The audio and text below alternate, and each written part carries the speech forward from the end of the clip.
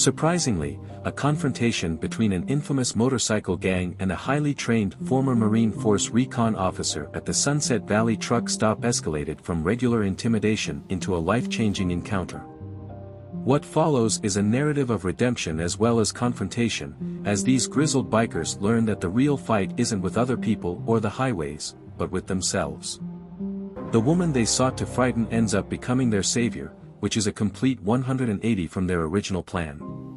Just so we know where you're watching from, please subscribe if you like today's tale and tell us in the comments where you're coming in from. Tomorrow, we have another incredible story in store for you.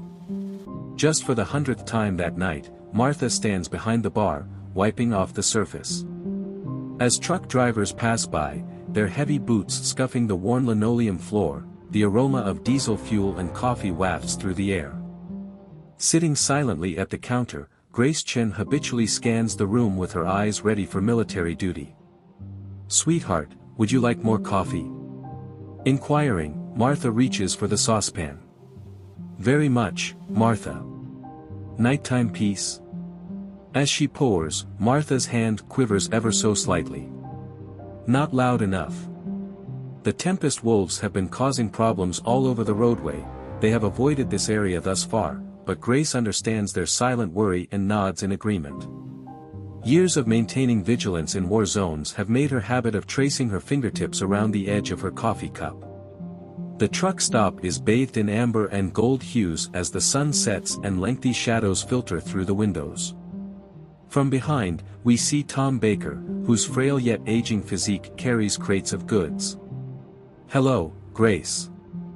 I wasn't expecting to run into you at this hour." "Tom, I'm just dropping by to see how the local veterans are doing."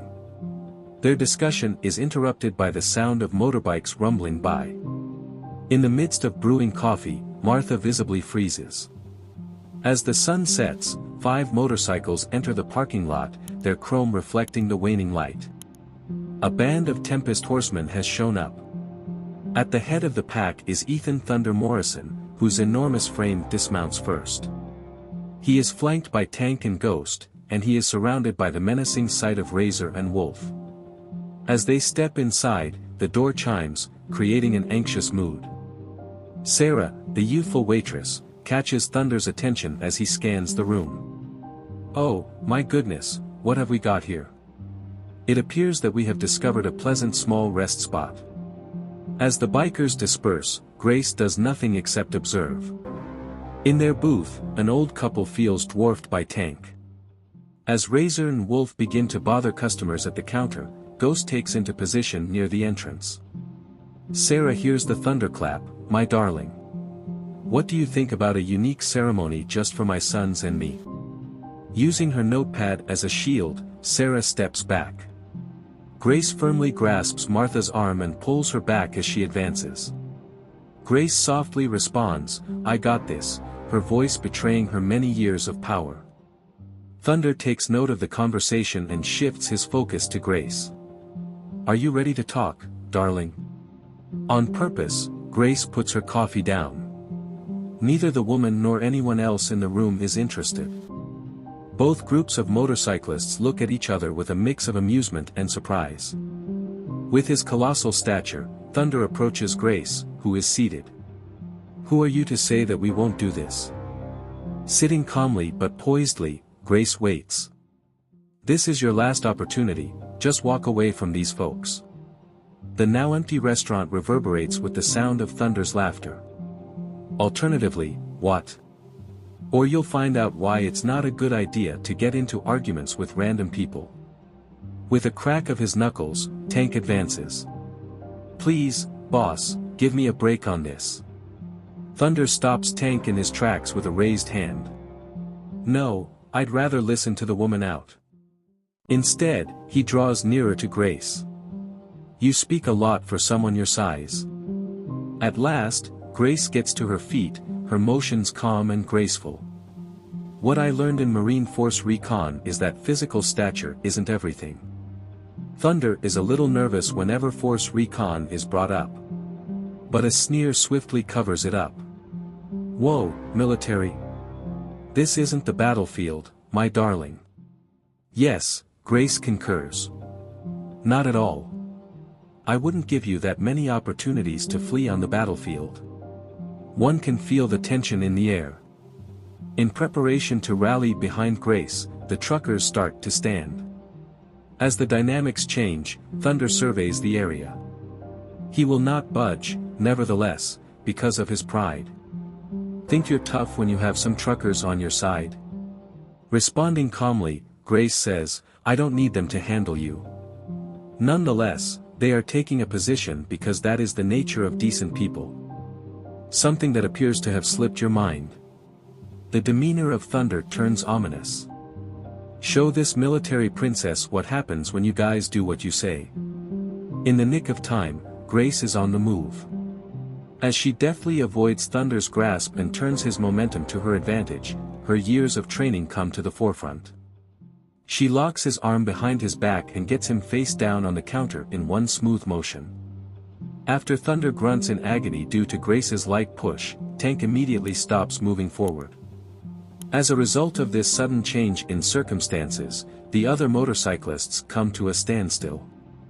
I mentioned before that Grace talks calmly even though she's holding down a man who is twice her size. One final opportunity, depart. Everyone at the truck stop is on the edge of their seat, anticipating the next move. After a brief battle, Thunder gives up as he sees that resisting simply makes Grace's hold tighter. Sure, he lets out a low growl. Raise me. While remaining prepared, Grace gently lets him go. Thunder, his expression betraying a mix of shame and fury, straightens up as he rubs his arm. What he says isn't finished yet. Grace confirms that it is. So long as you don't want me to spill the beans on everything I learned in Force Recon. Stepping back, Thunder signals to his crew. Shortly after, their engines begin to rev and they begin to disembark. With trembling hands, Martha approaches Grace as they exit the parking lot. That was really unprecedented to me. Returning to her seat, Grace casually retrieves her coffee, as if the incident had never occurred. Defeating an opponent is often more satisfying than winning one. She turns to face the exit, but they're coming back. That kind of man will always return. Tom grumbles as he makes his way to the back of the store. We will be prepared thereafter. Grace acknowledges with a nod that this is merely the start. When the Tempest Wolves returned, they would confront a community that was prepared to stand firm rather than just her. The Tempest Wolves established their temporary camp in an old gas station a few miles down the road. Thunder stomps his feet, his wrath erupting in torrents. Instead of bravadoing, the other wolves sit quietly and observe. She thinks she's someone her own. While pounding a corroded gas pump, Thunder lets out a low growl. Bringing shame on ourselves. Tank rubs his chin thoughtfully as he leans on his bike. Dude, Force Recon is no laughing matter. Perhaps we ought to. What am I supposed to do? Around him, lightning flashes. Drop back. Permit a female to degrade the Tempest Wolves. Ghost emerges from the shadows and speaks with an unsettlingly low voice. She is unique. Trained. Highly competent. Whether she's been trained by Satan is irrelevant to me. Thunder rumbles. When someone insults us, they don't get punished. Since he is the group's resident strategic thinker, Razor confidently advances. And next we must devise a strategy. No need to hurry in once more. Count on her to anticipate that. Grace assists Martha with the cleanup at the truck stop as Tom contacts other local businesses to inform them about the Tempest Wolves. As Sarah tallies her tips, her hands finally stop trembling. Is it your sincere belief that they will return? Sarah cautiously glances toward the door and asks. With an air of seriousness, Grace nods. That is attractive to men. Their stubbornness prevents them from leaving. The humiliation should not have any bearing on this. At the desk comes Dave Cooper, a common truck driver. Grace, you can count on our support. Among the truckers, word has already spread. Those thugs are not wanted here. Thank you, Dave, however, I must stress that I do not wish harm on anyone. A violent and desperate man is about to emerge from this group of men. Booth 7's resident Vietnam veteran, Mike Harrison, slowly rises on his cane. We should probably show them what a true community is like then. Grace observes the same dogged resolve in the face of the elderly veteran as she had in the faces of other troops. Tell me what you were thinking, Mike. Thanks to the Tempest Wolves, every truck driver who passes through this area is now aware of them. Cell phones and CB radios are at our disposal. As soon as those motorcycles arrive in the distance, we will be notified. Tom comes back from his office looking downcast. I just spoke with Sheriff Parker over the phone. According to her, reports have come in from all along the highway about the Tempest Wolves causing disturbance. Threats, acts of vandalism, and assaults. Grace compliments Jenny on her work as a police officer. However, the cops frequently show up after it's already happened. Then Martha places a new pot of coffee on the table. What are our next steps? With a thorough examination of the truck stop, Grace notes every possible opening and weak spot. This is more than a structure, it's a family, and we're ready to show them. They turn their heads outside when they hear the sound of further vehicles pulling up. Big Rig Johnson, a towering figure renowned for his composure and honesty, enters the building accompanied by 3 additional drivers. Did you hear about what happened? A large rig makes a rumbling sound. Did you think you might like a little more company tonight? When Grace feels the unspoken encouragement, she smiles. Thank you, Big Rig, but please, no one put themselves in harm's way. According to one of the other drivers, it's not about risk. This is about coming together as one. Thunder has finally ceased pacing at the base of the Tempest Rider. A stern expression of resolve covers his features. He then makes an announcement about our plans. When they believe they're safe, we'll hit them late tonight. In an uncomfortable way, Tank moves. Boss, it would be wise for us to consider this carefully. That lady was really fortunate. He is interrupted by Thunder. She took us by surprise. This will not occur again. Carefully lift her gaze to meet his leaders. Plus, we take care of the trucks as well if they get involved. No one puts the Tempest Wolves in a weak light. Just one. Ghost emerges from the darkness, his words barely audible. Excuse me, but this one seems unusual, boss. In contrast to her peers, she is fearless. Afterwards, we will make her fear something, Thunder snarls. While staring at each other, the other motorcyclists remain silent. They are wise to not dispute with Thunder when he becomes angry, as they have witnessed him in this state previously. Grace gets a call while she is back at the truck stop. Dr. James Chen is her brother. Grace was informed about the events. Are you okay? No worries, James. Another routine workday. Excuse me, but this isn't Afghanistan. You are not obligated to take up arms in every conflict. More and more trucks, driven by people Grace has never known, enter the lot, and Grace sees them rallying behind the town. You are chosen by the conflicts, my little brother, and you must fight them. Take caution, though. You can't call these men troops. The regulations don't apply to them. Half of the foreigners we dealt with were no different. Have faith, I'll take care of it. The truck stop looks like a makeshift fortress as the sun goes down. Drivers of the parked trucks sit inside sipping coffee and swapping anecdotes, but no one seems to be looking away from the highway.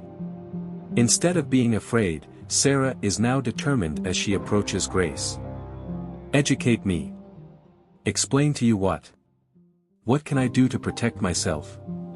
I would rather not be defenseless if they return.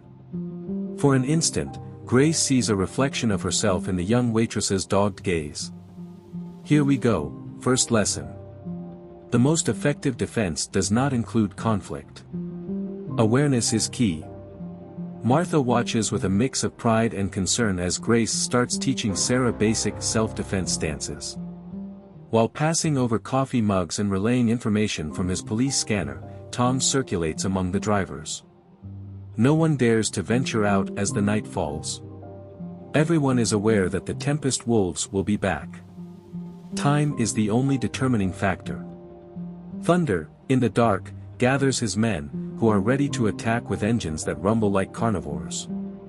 Sunset Valley Truck Stop is unusually busy for a night around midnight, with a full parking lot. Rather than dozing off in their cab, truckers remain vigilant inside, listening to updates from other drivers on the road through their crackling CB radios. Grace keeps her sharp gaze fixed on the night sky as she stands near the window. The truck stop's fluorescent lights provide a sheltered area in the otherwise vast darkness, but she is wise enough to know better than to put her faith in man-made obstacles. Changes on the southern road. The voice of Big Rig is heard on the radio. Racing in the dark, 5 bikes. Just a little tightening of Grace's muscles indicates that she is on high alert. Subtlety is their goal. It's novel. Grace intervenes just as Tom is about to lock the door. Put it aside. We wish they wouldn't assume we're scared. The Tempest Wolves glide silently into the parking lot, their bikes casting a shadow across the scene. Their customary swagger has been replaced with a more deliberate air as Thunder leads them in a tight formation. Sarah lays down a coffee pot inside with slightly trembling hands, but her voice stays steady. They've returned. Yes, Grace says they are. Keep in mind the things we worked on. Remain composed and attentive. The motorcyclists dismount, their actions coordinated in a manner that betrays careful preparation. As he nears the door, Thunder's expression is one of icy resolve. On this occasion, there is no grand entrance, no sudden display of fear. He's picked it up. When Thunder enters, he says, "Evening," in a voice that sounds surprisingly nice. "Please excuse us if we are disturbing anyone."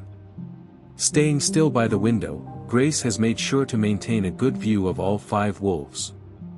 "I can tell you because you are. We need to know why."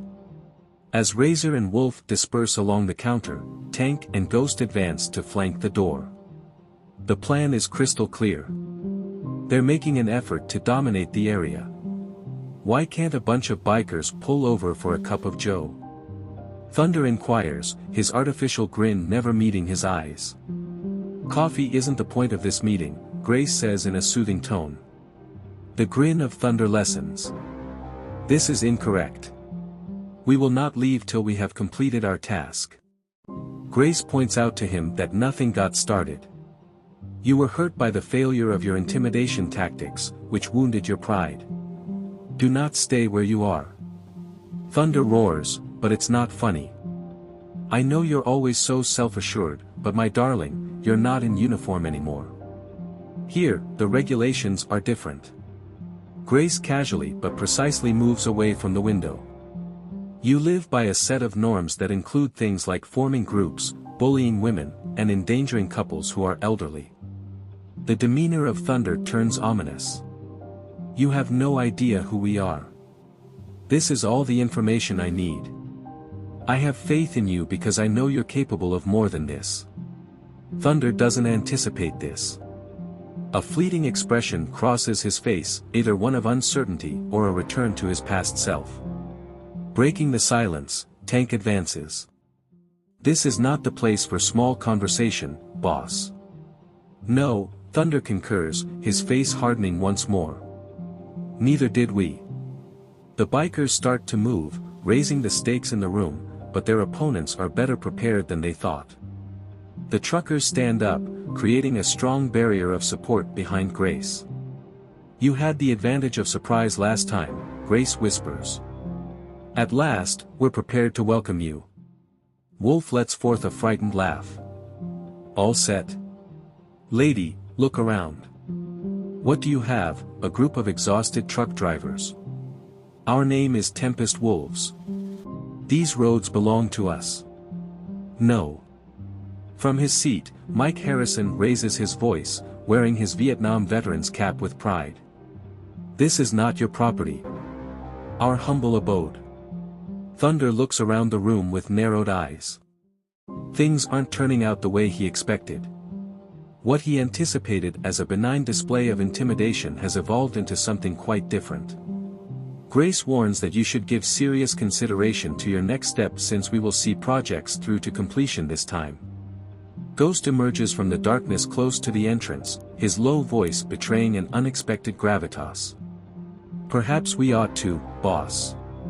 "Shut up," Thunder orders, while his voice carries an air of doubt. Sarah surprises everyone by stepping forward. Despite a little trembling, her words come out clearly. "You are no longer a threat to us." Thunder looks across at her, his scowl betraying his wrath. "Is that correct?" He approaches Sarah, but Grace steps in front of them. There is no subtlety in her stance this time. Military preparedness at its finest. Grace cautions, her voice betraying the experience of someone who has encountered far more formidable adversaries than irate motorcyclists. As the truckers draw nearer, the otherwise roomy restaurant feels oppressively packed. Thunder scans his surroundings, sensing his lead fading. He lets out a low growl, expressing his dissatisfaction with the current circumstances. "Yes," Grace concurs. "You probably came here thinking you could prove a point or demonstrate your toughness. True toughness, however, consists of refusing to back down from a fight for justice, not bullying others." A fist forms on Thunder's palm, and for an instant, it appears as though he could risk losing it all with a single, last-ditch assault. However, Ghost returns with a voice that seems to know what he's talking about. "Lady, I am familiar with her. Afghanistan in 2015. Oh, she was a force recon, my friend. Outside of Kandahar, her squad rescued our convoy from an ambush." The head of Thunder quickly turns. "Excuse me? I was in the army," Ghost murmurs. "Transportation department. We were severely surprised. Although her group rescued us, many honorable men died that day. Without them, I would have lost even more." A change has occurred, albeit a small one, in the air as a result of the revelation. With a fresh perspective, Thunder turns back to Grace. "Is that so?" One nod from Grace. There was no doubt that Ghost was an honorable soldier.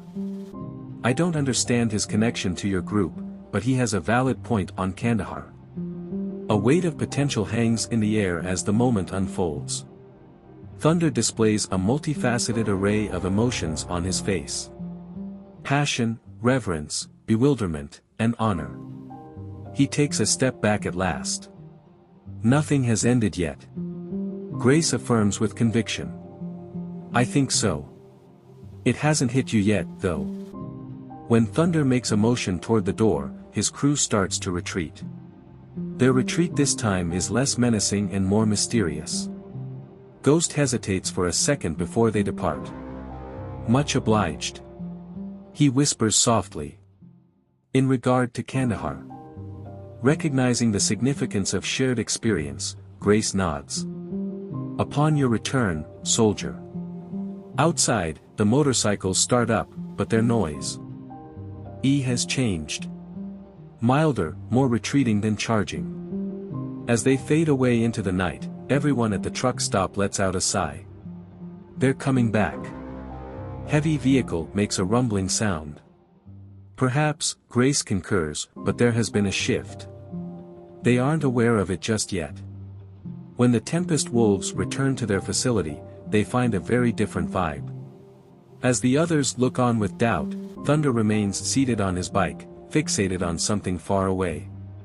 Something in the group's relationship has been rattled by Ghost's confession. "Are you interested in going over that again?" With a voice that is uncomfortably low, Thunder finally asks. In the faint light, Ghost's normally ghostly presence is suddenly plainly seen as he creeps forward. "My statement was accurate. Recon was her job title. My life was spared by her unit. Rewarded with many lives spared. In an uncomfortable way, Tank moves. Why were you silent for so long?" Initially unable to recognize her. "Kandahar was a long time ago.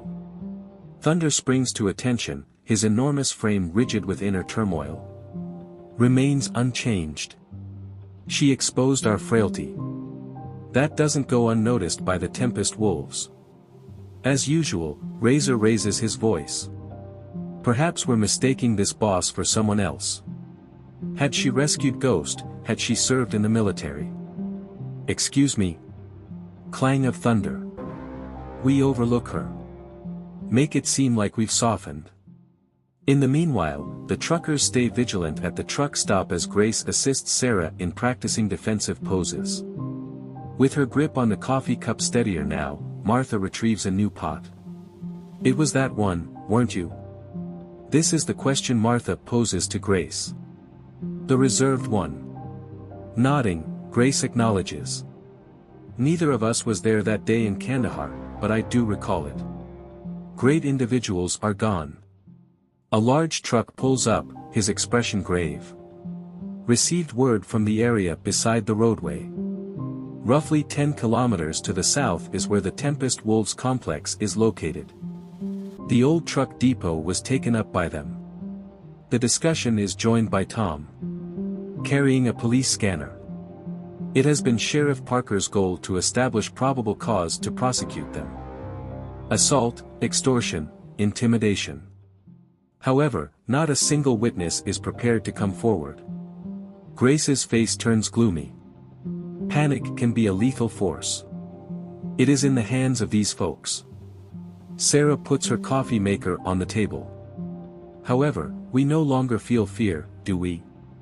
A lack of fear is not necessarily a sign of bravery. Grace, she says tactfully. It denotes doing action in spite of anxiety. Upon returning to the ranch, Ghost is unique among them. Reminiscing about Kandahar. Thunder observes him, his indignation contrasting with inquisitiveness. Describe her for me. At last, the Thunder demands. Regarding that particular day. When Ghost hears the plea, he is taken aback. We were transporting materials. Common task. Our team was severely wounded by the Taliban. Various types of explosive devices, role-playing games, and more. In response to our distress signal, her squad was in the area. The rescue was personally led by her. Never encountered something comparable. Observing their normally reserved friend become more excited than normal, the other wolves pay close attention. 8 honorable men were killed that day. The story of Ghost goes on. If it weren't for her crew, I would have lost all 30. It wasn't a simple melee. She took charge. Kept us from freaking out and instead kept us organized and fighting back. Thunder takes this in, his expression devoid of emotion. She has shown up just in time to block our path to our desires. Perhaps, Razor cautiously proposes. We don't actually require what we desire. Wolverine lets out a low snort. What is the intended meaning of that? Check us out. Razor carries on, growing more self-assured. It is our duty to ride. Independent thinkers. At the moment, our focus is on causing chaos at truck stops and intimidating waitresses. Has this been your actual expectation all along? A cloud of uncertainty looms over the matter. Something glimpses over Thunder's face. Possibly with regret. Alternatively, recollections of previously occurred events. Once again, Grace's phone rings at the truck stop. James, her brother, is there. James says he has some information regarding your motorcycle issue. Thunder, who is their leader? Ethan Morrison is his actual name. Background in building. The recession took everything from me. Life at home, at work. Here, Grace takes it all in.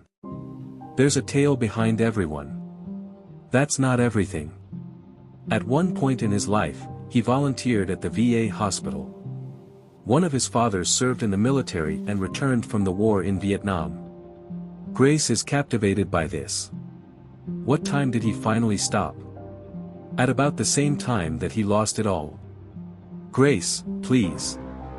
It seems to me that this individual, not just any thug, he is. Oh my, he needs to find his way back. Grace gazes into the darkness, lost in contemplation. Fighting internal struggles can be extremely challenging at times. Even if Grace's thoughts are operating on an other plane at the moment, the truckers keep their watch. Perhaps Thunder has forgotten something about himself, but she knows something about him. Sarah sees the look on her face. Describe it. Grace softly muses that perhaps we're engaged in the incorrect conflict. This group of males. There's more to it than that. I can't find them. An eyebrow is raised by Big Rig. Wherever they may be, they pose a threat. Grace concurs, I'm sure. On the other hand, perhaps there is a solution that can lead them back. Tom appears to be doubtful. Given all that they've accomplished. Grace argues that everyone, even those who aren't yet aware of their need, deserves a second opportunity. As the darkness falls, a new dynamic emerges in the air. Not only is something shifting at the truck stop, but it's also affecting the people there. As he rides away on his bike, Thunder hears the voices of the dead resonating in his head. His desire for vengeance is at odds with the mental image of Grace guiding troops to safety in Kandahar, and he is unable to reconcile the two. Hey, boss, what are we up to? Razor whispers a question. Thunder takes its time responding.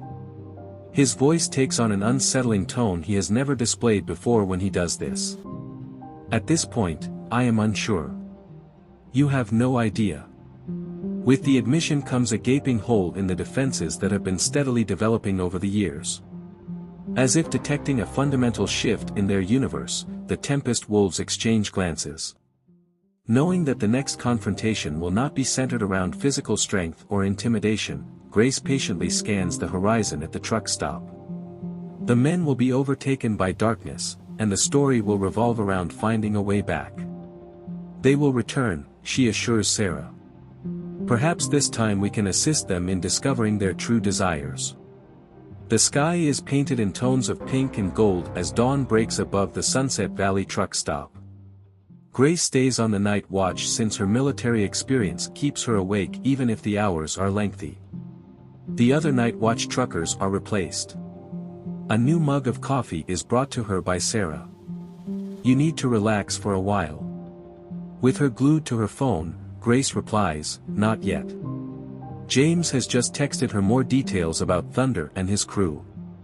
The records show that 3 years ago Thunder started to fall. 30 of his employees lost their jobs when his construction company collapsed. Along with their adolescent son, his wife departed. Financial constraints forced the closure of the veterans program at the VA hospital where he had been a volunteer. About 6 months later, as Tom joins Grace, Grace informs him, the Tempest Wolves formed. Had a humble beginning with only Thunder and Tank. After that, they took in Ghost, a veteran battling post-traumatic stress disorder, PTSD. Tom states emphatically that it does not justify their current state. Yes, Grace concurs. But it clarifies it. They are on the hunt for a misplaced item. Values, fellowship, and esteem. Thunder, who had a restless night, comes out of his lodgings at the facility. With none of the customary morning bluster, the others have already risen. Thunder beckons, Ghost. Expound upon Kandahar and her story for me. Incredulous, Ghost raises his head from his coffee. Tell me what you need to know. Every single thing. What a courageous leader and fighter she was, she rescued your people. Once again, Grace's phone rings and Ghost starts speaking.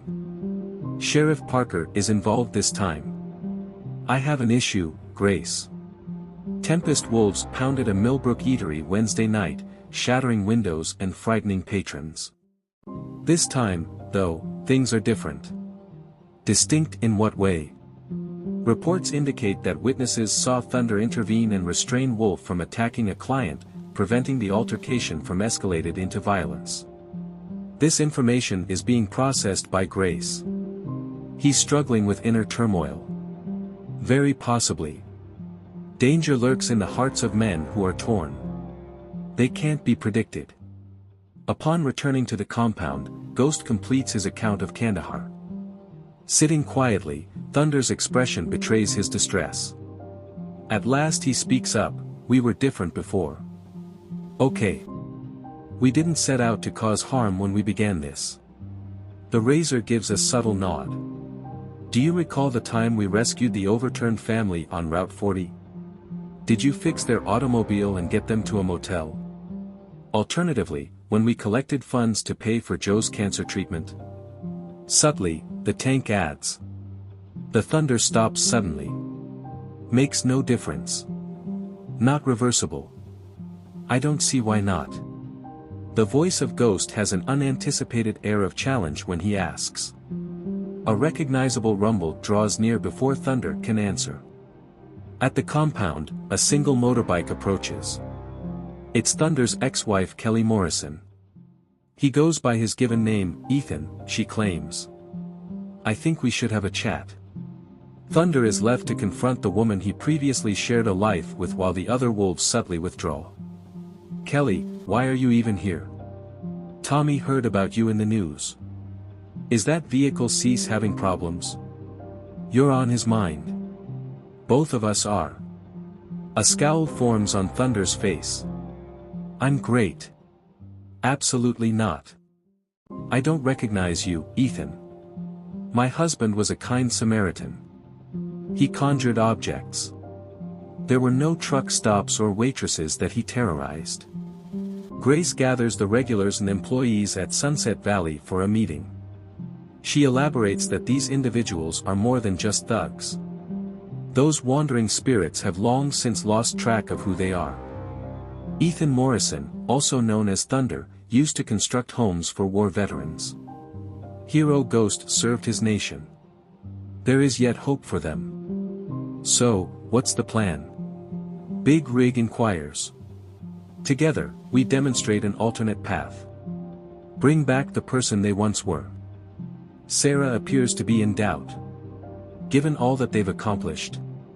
According to Grace, sometimes people have to fall to their lowest point before they can begin to rise again. Thunder is still reeling from Kelly's remarks back at the compound. He observes as she rides out. Reminiscences of happier times nagging at him. With great care, Ghost moves closer. "Hey boss, what's your plan?" Thunder takes its time responding. In those moments, his voice takes on a new quality. Almost defenseless, full of uncertainty. "Ghost, I'm not sure. I have no idea what to do for the first time in a long time. Razor goes to get them. Perhaps that's not that terrible. Perhaps a shift is in order." Thunder finally gets a good look at his crew after all these years, and he turns to confront them. He was accompanied into the night by his faithful companion, Tank. In search of a place to call home, Ghost is a wounded warrior. The rational voice he has been disregarding, Razor. "We've crossed a line," Thunder whispers. "Squared up with too many people." When asked if it's ever too late, Ghost says no. In Kandahar, she instructed us on that same thing. There is an opportunity to make a new decision at any given time. Sheriff Parker calls Grace again when she is at Sunset Valley. Their compound was just left by Kelly Morrison. Says Ethan is acting strangely and distressed. "Sure," Grace says. "Thinking is troubled.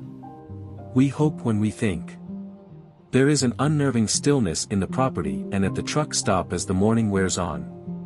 There are two towns here, and they're both waiting to see what comes next. Thoughts of other sunrises in distant lands fill Grace's mind as she watches the sun come up. The most difficult aspect, she tells Sarah, isn't always fighting the adversary. It's assisting them in rediscovering their authentic selves. An unexpected clash is about to unfold, but the stage is already set. Strength or territory aren't important in the actual fight. The theme is atonement. Regarding emerging from the shadows. A band of disoriented motorcyclists starts to recollect their past selves in the space between these two realities. Sitting alone in his office, encircled by old photographs and newspaper clippings, Thunder watches the afternoon sun beat down on the compound. He happens upon a headline. Helping veterans build new lives is the mission of a local construction company. In the snapshot, his youthful, determined face beams back at him. Tank, speaking from the doorway, mentions the project. Created 3 homes for veterans with disabilities. At that time, you were special. We were all. Thunder remains upraised. You won't see that man anymore. Does he? Is he simply confused? As a counterpoint, Grace is engaged in a distinct form of building at Sunset Valley. The truckers, employees, and frequent clients have all been called to a meeting by her. She elaborates by distributing newspaper articles describing Thunder's previous community efforts and explaining that these men have lost touch with their identity. Clash with them is not our duty. Let me remind them. We need to know how to do that precisely. Asks Big Rig. Curious but skeptical. I have a notion, let them be those men again. It will be necessary for everyone to lend me a hand. Sarah stooping descends. Which type of concept? Grace retrieves blueprints for a rundown veterans shelter in the area. It is time to renovate this place. Thunder would construct dwellings for veterans. Perhaps he should recall the reason now. After returning from a supply run, Ghost brings some odd news to the facility. He informs Thunder that the veterans shelter on Oak Street is the site of an event. The location is being worked on by a group of truck drivers. And the Marine herself. She is in charge of it. The demeanor of Thunder turns ominous. Whose game is this woman playing? There is no game, boss, Ghost says. They're doing repairs to the building. Just like